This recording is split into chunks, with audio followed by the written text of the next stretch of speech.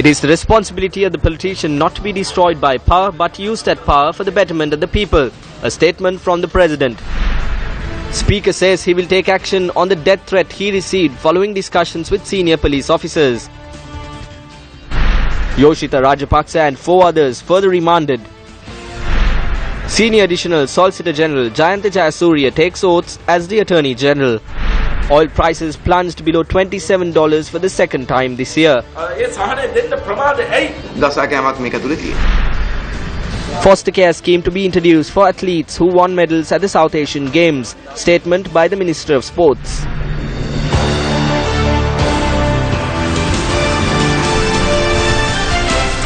We're coming to you live and direct from the Newsfirst studios here in Colombo. A very good evening. This is Prime Time News. I'm Mahina Bongzo. And I'm Ramesh Rugal Bandara. Very good evening. A small reminder to all our viewers, you can join in the conversation with Newsfirst by tweeting to us. Our Twitter handle is @Newsfirst_E. And if you have any thoughts on the news items that I had tonight, send in your thoughts. We will focus on the top stories tonight after this break.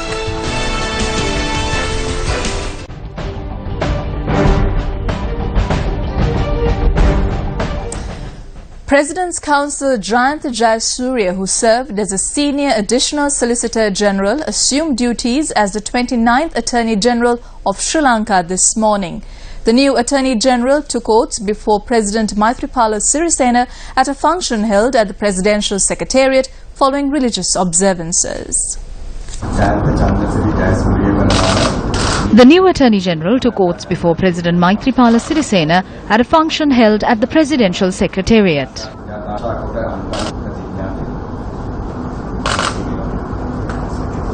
Jayantha Chandrasiri Jayasuriya, President's Counsel, who pursued his education at Maliyadeva College, Kurunegala, was admitted and enrolled as an attorney-at-law of the Supreme Court of Sri Lanka in September 1982. Jayasuriya, being a Commonwealth scholar from 1993 to 1996, obtained his Master of Philosophy from the University of Hong Kong. He is also a solicitor in England and Wales. He counts 33 years of service in the Attorney General's Department, having joined the department in 1983 as a State Counsel. He was promoted as Senior State Counsel in 1996, Deputy Solicitor General in 2004, Additional Solicitor General in 2011, and appointed as Senior Additional Solicitor General in 2014. He was appointed as the President's Counsel in March 2012. Jayantha Jayasuriya functioned as the head of the Criminal Division of the Attorney General's Department and has appeared in several important and sensational cases, including the Sadeepa Lakshan murder trial, Angulana double murder trial, Royal Park murder trial, and Anuruddha Ratwatte bribery case. Jayantha Jayasuriya worked for the United Nations as a trial attorney in 2 war crimes tribunals and was awarded the Prosecutor of the Year 2012 award by the International Association of Prosecutors. At the apex of the Attorney General's Department is the Attorney General, who is the principal officer of the state. The next in command is the Solicitor General, followed by Senior Additional Solicitors General, Senior Deputy Solicitors General, Deputy Solicitors General, followed by Senior State Counsel and State Counsel. The Attorney General is the chief or the principal legal officer of the state, and one of the major functions of the Attorney General is to advise the state on all legal matters. And the state will always rely on the advice given by the Attorney General on whatever legal issues crop up. On the other hand, the Attorney General also advises the state about the constitutionality of any draft bill. But in addition to that, I think one of the most important functions performed by the Attorney General is where the Attorney General advises all state officers on legal issues and where he appears for the state in all cases, representing the state, watching the interests of the state. But far more important is the right the Attorney General enjoys to advise the police on all criminal prosecutions. And there is a system where the Attorney General advises the police on criminal prosecutions. On certain instances, if the police find that the investigation that they are continuing with is a complex one, they quite often refer to the Attorney General and seek the advice of the Attorney General before launching the prosecution or even before continuing with the investigations. Any citizen, if he thinks that the police or the investigating authorities are unreasonable in the investigation against them or investigation on behalf of them, they're entitled to write to the Attorney General and seek the intervention of the Attorney General. Welcome back to the news. The United Professionals Movement organized a protest march in Colombo today. The group also held a meeting at the Vihara Mahadevi Open Air Amphitheatre. The United Professionals Movement and the Organisation of Engineering Associations organised this protest against a proposed Indo-Lanka Trade Services Agreement that the government hopes to enter into.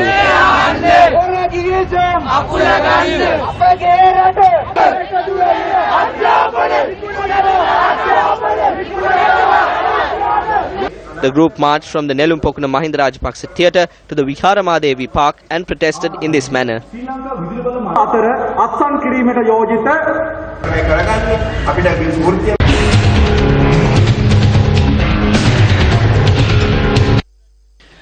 A group of persons who engaged in fishing in the Mundalaman Lagoon demonstrated on the 1st of September last year in a backdrop where the entire lagoon had dried up and cracks appeared on the ground. The drying up of the lagoon was not a natural event. This was because the water from the lagoon was pumped into a land that spans across 80 acres located adjacent to the lagoon. In 2008, the Northwestern Province spent a sum of 8 million rupees to plant mangroves across the 80 acres of land in a bid to increase the population of fish in the lagoon. On the 7th of July 2012, Action TV reported the manner in which these mangroves had been destroyed by a certain group. The reason for the demonstration in September last year was one that took place 2 years prior to this incident. The Divisional Secretary of Mundalama was also present to provide a solution to the demonstration that took place in September last year. Following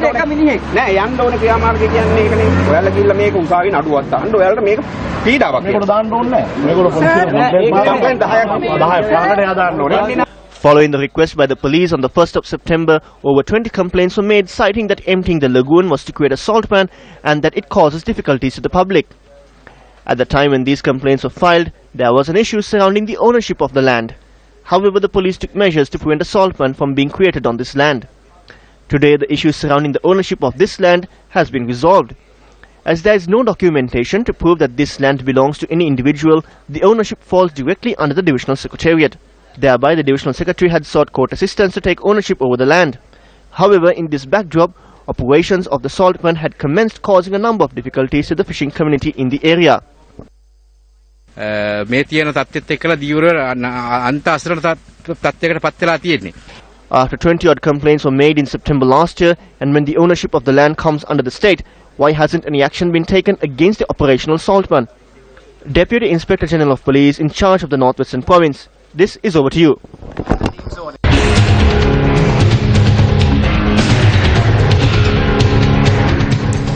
United National Party parliamentarian S.M. Marika questioned the process and policies that were followed when recruiting employees to the National Water Supply and Drainage Board. The recruits are made based on a cadre. Do you accept that 480 recruitments are made not according to that cadre? Cabinet approval was obtained to make recruitments to that cadre. We have not given permission to make them permanent employees. 180 have been recruited for the 20,000 rupee allowance with Treasury approval. As the government, we say that job opportunities that will pay 30 to 40,000 rupees will be created. However, the employment status of manpower workers who have been serving at the National Water Supply and Drainage Board have not been made permanent. This does not match, does it? We have not made recruitment from manpower agencies. However, even if Sevi government boards have followed such procedure, there is no legal commitment to provide them with employment.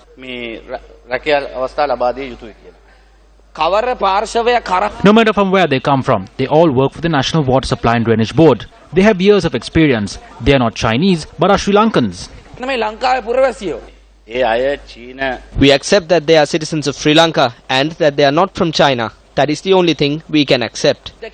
Can their experience be given prominence when they are being enrolled? Staying in news from the Parliament, Speaker Karu Jayasuriya informed Parliament about the actions that would be taken in the future with regard to the death threat that he received.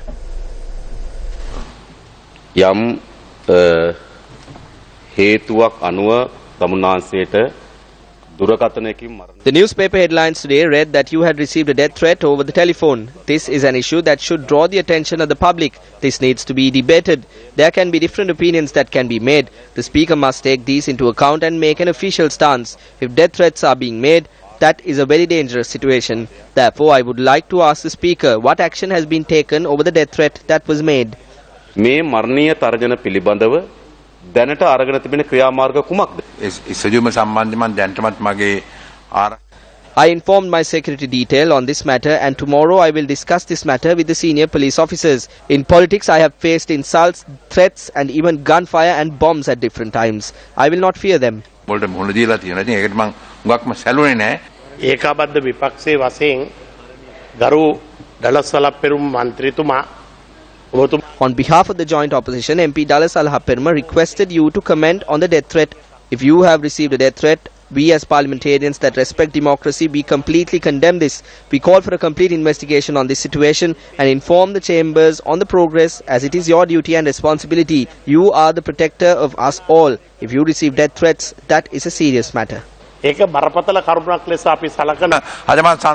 I am pleased that you have been given 61 minutes of the 81 minutes granted to the alliance to make comments. Proposed agreements that are to be inked with India were also discussed in Parliament today. The business community made a serious allegation that the 1998 free trade agreement benefited India and not Sri Lanka. After you enter into this agreement, is there any possibility for Sri Lanka to enjoy benefits in India? Has any study been conducted? ප්‍රායෝගික වාතාවරණයක් ඉන්දියාව තුල තිබෙනවාද කියන එක අධ්‍යයනය කර තිබෙනවාද? ඔව් මම හිතන්නේ අපිට වාසියක් වෙන්න පුළුවන් වෙනවා. අපිට වාසියක් ලැබෙනවා කියන කාරණේ පිළිබඳ අධ්‍යයනය කළ සෑහීමකට පත් වෙලා ඉන්නේ. ඔව්. අපිට දැනගන්න පුළුවන් දේ වාසිය මොනවද කියලා? Thailand and Malaysia earn 5, 6 or 7 billion in exports to India. Our exports will be worth around 700 to 800 million. There is only 20 miles from Sri Lanka to India. මේ විදිහට කිවිසුමක් අත්සන් කෙරුවොත් මේ කිවිසුම ඉන්නේ සේවාංශ පිළිබඳවයි. නෑ දෙකම. මම ඇහුවා I ask how this is different from SEPA. We have not prepared the new agreement. We are still discussing it. We will prepare it and present it to you. That is good. We would like to be a part of it. President Maithripala Sirisena says that the politician's responsibility is to use power for the betterment of the people and the country. President Sirisena made this statement at an event at the Parliamentary Complex today. A portrait of late President D.B. Wijayatunga was unveiled today opposite the Prime Minister's office at the Parliamentary Complex. Public representative and the relatives of late President D.B. Wijayatunga were among those who were present for the event. The common nature of the world politics is that power corrupts the politician. Over the past few decades, only a handful of persons were away from the world and national politics, where politicians were ruined through their own power and power that led to corruption. When we make judgments about all political characters, there are many examples that can be taken from the political life of D.B. Wijayatunga. The late D.B. Wijayatunga was not a leader who was corrupted through power. He is a political character that used the power for the betterment of the people and the country, and not to strengthen his own powers. Such is his exemplary political character. D.B. Wijayatunga Jana. Late President D.B. Wijayatunga is the first president to be elected from the parliament. According to our constitution, the president is elected by an election. However, if there was a vacancy during that time, that vacancy was filled by the parliament. Not only was he elected by the parliament, he was elected unanimously as both the government and the opposition voted to elect him as the president. That is where the importance is. If one in parliament followed the traditions of parliament and worked accordingly, he would be a strong person in parliament. No matter how popular one is, there needs to be acceptance in parliament from all parties and groups. කොච්චර ජනප්‍රිය වුණත් රටේ පාර්ලිමේන්තුව ඇතුළේ පිළිගැනීමක් තියෙනුනේ හැම පක්ෂෙම හැම කණ්ඩායම. Mr. Premadasa, when he appointed Mr. D.B. Wijayatunga as his Prime Minister, did not expect or even think that Mr. Wijayatunga would succeed him as President. When Mr. Premadasa was assassinated, Mr. Wijayatunga succeeded him as President. So a very humble, genial person with a long parliamentary career, ended his career as Prime Minister of this country and as President of this country. In my view, he was a Democrat. He believed in democracy. He believed in practicing and sustaining genuine democracy. He called parliamentary elections and presidential elections in 1994. And those elections were conducted without any blemish. They were regarded as fair elections. The President, in an interview to the BBC, Mr. High Commissioner, said that international judges will not be included. We recommended a hybrid court. The territorial integrity of the country would be threatened by such a move. It's not for the UN to impose any decision. We make recommendations. Do you think that accountability and reconciliation could be achieved overnight? Not overnight, but it could be achieved.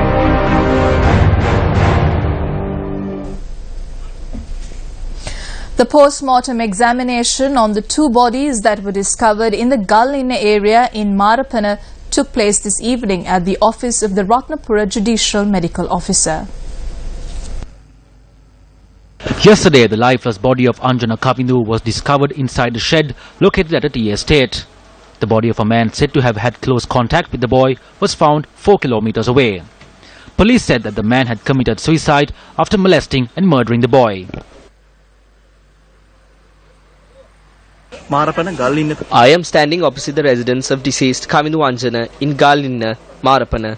Earlier this evening, the Ratnapura hospital handed over the remains of Kavindu Anjana to his relatives. Thereafter, his remains are taken to the funeral parlour, after which it was brought to his residence where it lies. Locals also spoke out on this incident that had shocked the entire area. Unknown people occupy residences all the time, so I ask all parents in the country to keep your children close and protect them. If people were more vigilant, the child would have been alive today.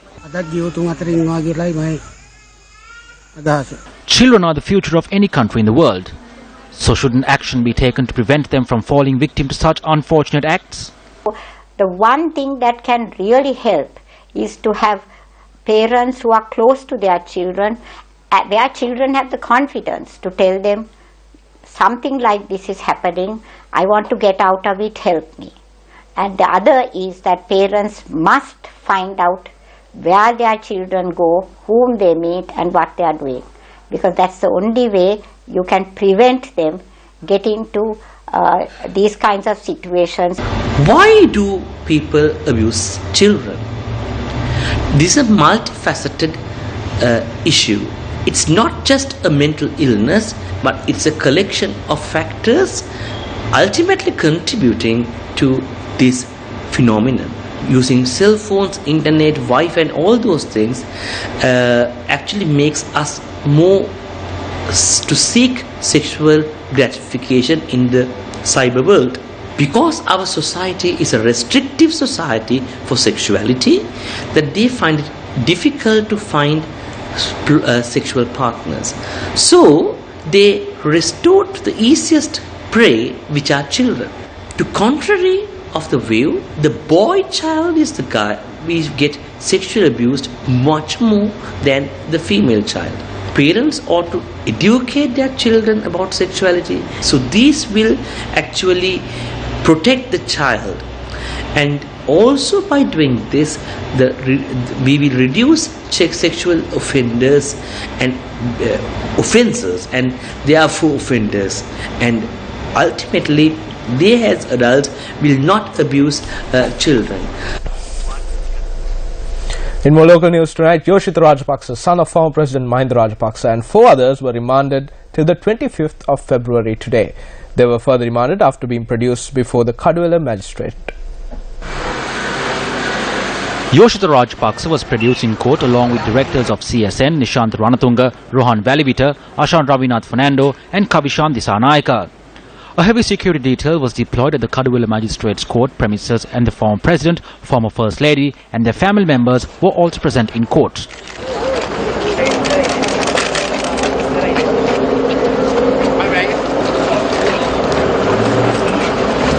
Presenting facts to court, police said that a mobile phone was discovered in a location close to the cell in which Yoshita Rajapaksa and others were being held.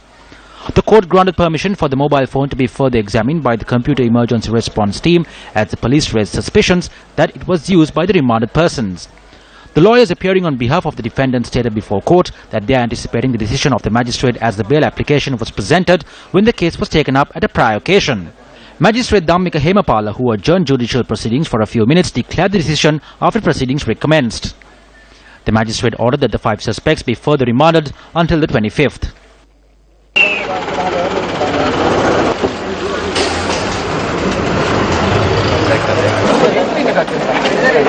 The former president refrained from expressing views to the journalists who gathered at the location while a number of MPs expressed their views.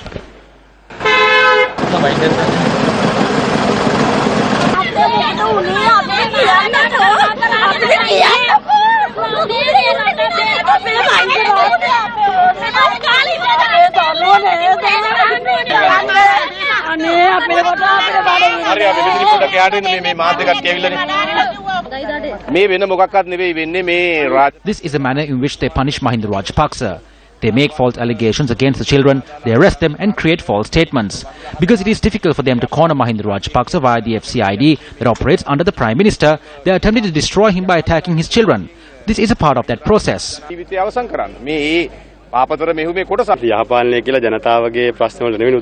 Good governance is not providing solutions to the people's issues. Good governance is looking for gossip about the others. This is a bad precedent. Back then the children were never hunted, the wives were never hunted. They took revenge from those who engaged in politics. We pray that this does not take place in the future. Those in the government also have children. We urge that this bad precedent not be made permanent in the country. The police media spokesperson and Sagala Ratnayaka from the Prime Minister's office has made several special statements to the media about my clients in the recent past. I wish to ask the police media spokesperson and Sagala Ratnayaka whether they are trying to create an effect in the people's minds or in the mind of the judiciary. Them trying to create an effect in the minds of the judiciary is defamation. Welcome back to the news. A book titled Anagarika Dharmapala and India-Sri Lanka Relations was launched at the University of Colombo today. The book was written by Professor Sandagomi Koparaheva, Director of the Centre for Contemporary Indian Studies at the University of Colombo, to commemorate the 150th birth anniversary of Anagarika Dharmapala. The Theosophists believed in what were called Mahatmas. The word Mahatma was extracted from Buddhist history and Buddhist thinking, and to the last day Anagarika Dharmapala was a great believer in these Mahatmas. He had that confidence all the time that whatever the challenge, he would be able to overcome that challenge because the Mahatma was behind it. Even in the last days, he feels that he is a protected person. He can take decisions, and 9 out of 10 those decisions turned out to be right. Oil prices slid today, dented by record US crude inventories at the Kashing delivery point. There are worries about the demand outlook as experts say prices would remain low and volatile until the second half of the year. Now the price of a barrel of crude oil in the world market is between $28 to $38 US. At mid-2014, the price of a barrel of crude oil rose to almost $115 US and slumped to $47 US in 2015. During the past 3 months, the price of a barrel of crude oil was below $35 US in the world market. We have incurred a colossal loss by importing crude oil for a higher price prior to 2014 and selling it for a concessionary rate. We focused our attention towards a number of important facts and held several rounds of discussion to create the price formula. It will take us some time to provide this relief. At present, it is not practical.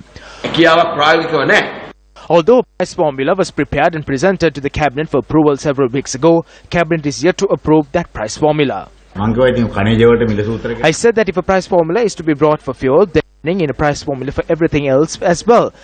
If a price formula is brought when the price is reduced, then one should be brought when prices increase as well. We are aware on hunch that and BBC has to pay. The government has to bear all the expenses. Depriving the local consumer the benefit following global oil prices was a point that was commented on several media briefings today. It was clearly said that the local consumers will be given the benefit when the global oil price falls. Why is there a delay in providing this benefit? For that relief, this government told that to the people.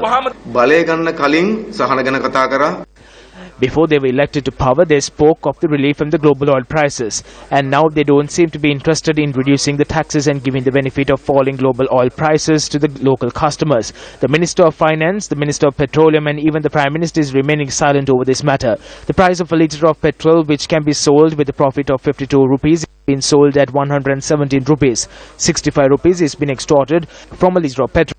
A litre of diesel can be given for 42 rupees and that is sold for 95 rupees. 53 rupees is extorted from a litre. Before we leave you tonight, Minister of Sports Dasri Jayasekara, in an exclusive interview with Sports First today, announced that a foster care scheme would be established for sportsmen and women in Sri Lanka. He said this during attending the 12th South Asian Games. And with that, we conclude today's edition of Primetime News. Thank you very much for joining us. I'm Mahina Bonzo. And I'm Ramesh Bandara. Good night.